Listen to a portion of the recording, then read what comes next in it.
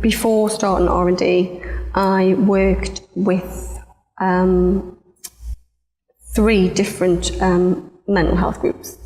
And one was through the Recovery College, which is at Broader House in Newcastle, and another 2 were in Ashington.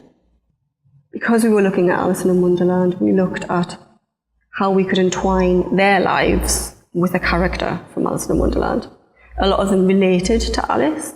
I think they felt like lost at times, but curious enough to go forward in their journey, even though it seemed extremely dark. So that then led us into the R&D. All of those nutmegs of information, or the stories that they told, their lives basically. They told a lot of the individuals were very open with me, so they give me such an insight into what it would be like to have quite horrific forms of mental illness, actually. When I met with my artists on the first day, we spoke a lot about that. I sort of tried to summarise those 3 months and allow the artists to sort of understand what I'd heard and learnt and observed. And then on further research, we were trying to then look at, okay, what mental illness do we want to look at? And a lot of practitioners and a lot of therapists and psychologists stipulated that 150 years on, if Alice or any of the characters were sat in front of a therapist, Alice would be diagnosed. She would have had dissociative identity disorder, formerly known as multiple personality disorder. And that means that an individual would be called a host that would have identities that would live within that host, which are called alters.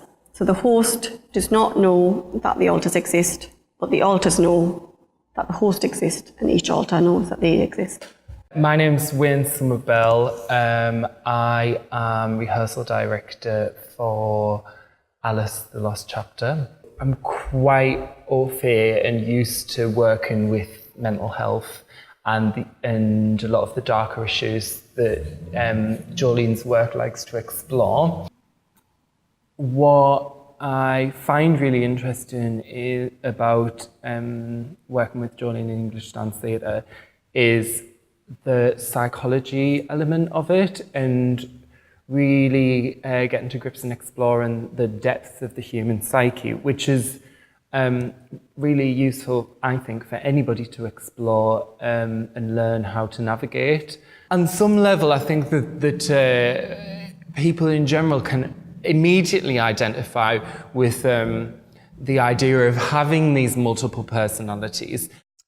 We're sort of looking at what can come now. We're sort of in our 3rd week, and luckily, very luxuriously, we still have a week to go to play.